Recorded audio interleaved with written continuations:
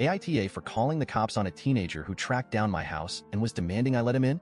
A few months ago, me and my family went out to watch a movie and then have dinner together. That includes my sister and my nephew. Two of my nephew's friends tagged along. They were friendly and nothing out of the ordinary. 2 weeks later, one of my nephew's friends, John, showed up in my doorstep and asked if he could come in. I was weirded out and got a bad vibe and asked him politely to leave. For context, I live alone with my daughter who's 11 years old, and a virtual stranger dropped by in our home unannounced. I looked by the camera and he was holding flowers and other stuff. So I figured this was just a dumb kid with my crush who thought he could woo an adult, but I asked him twice to please just leave and he wouldn't, saying he just had to see me and that he needed to tell me how much he loves me. This included a gross comment about me being a single mom. I told him I was calling the cops, and that's when he bolted. Cops later came, took my statement and just circled around to make sure he wasn't still nearby. I specified that yes, he was just a kid, but I barely knew him and he had tracked down my house and wouldn't leave until threatened. He didn't commit a crime, but the cops still dropped by his parents' house to give him a warning about not leaving private property when told to. I didn't ask the cops to do that. They just took the info I gave. I called my sister to find out his last name and who his parents were and just related that to the cops since they were asking. I just wanted to make sure he was gone. That visit they did was on them.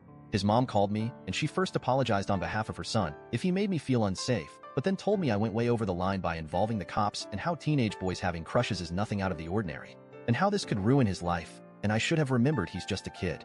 To top it off, my sister also told me I went over the top and how he's one of her son's good friends, and that I should have called her when he wouldn't leave, and she would have sorted it out.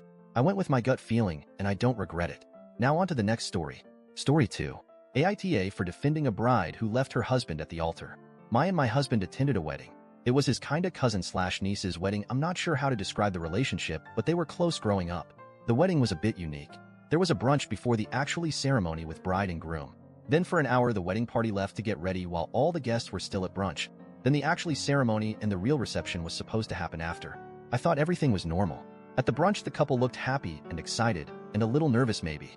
My husband had told me there had been a little drama leading up to wedding because the groom's family insisted that the groom's ex should attend wedding because they have a good relationship.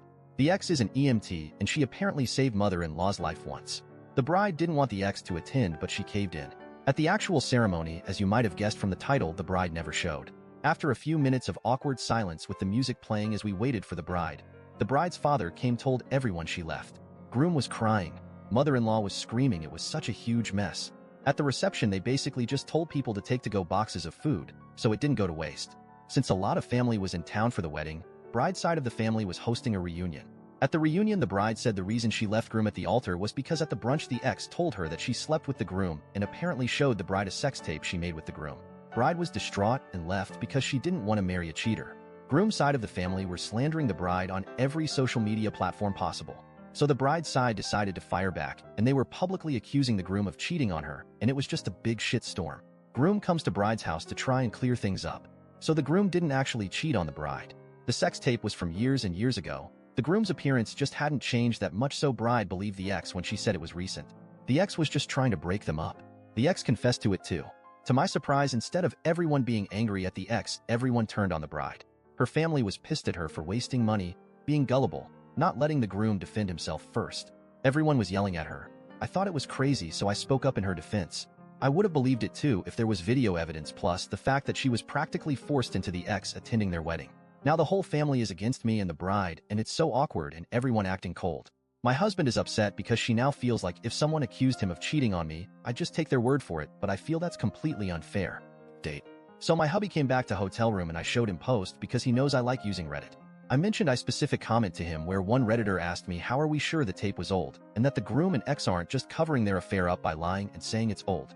I told my husband, and at first he laughed, but he started to think about the whole situation, I guess. While hubby was still at the bride's house trying to help with situation after I left, the environment was getting too much for me, so I went back to hotel. The groom had been groveling to the bride. Even though he was exonerated by ex admitting it was fake, he was still being very apologetic, which threw my husband off a bit. Like, even though he maintained he didn't cheat. Instead of husband being angry about being left at the altar and publicly humiliated, he seemed to just want wife to forgive him. I thought this would be normal because groom probably feels horrible about allowing the ex to ruin the day and hurt the wife like that, but my husband said it was unusual behavior for the groom. Apparently the groom is the high horse type, and he would never apologize for a mistake that wasn't his.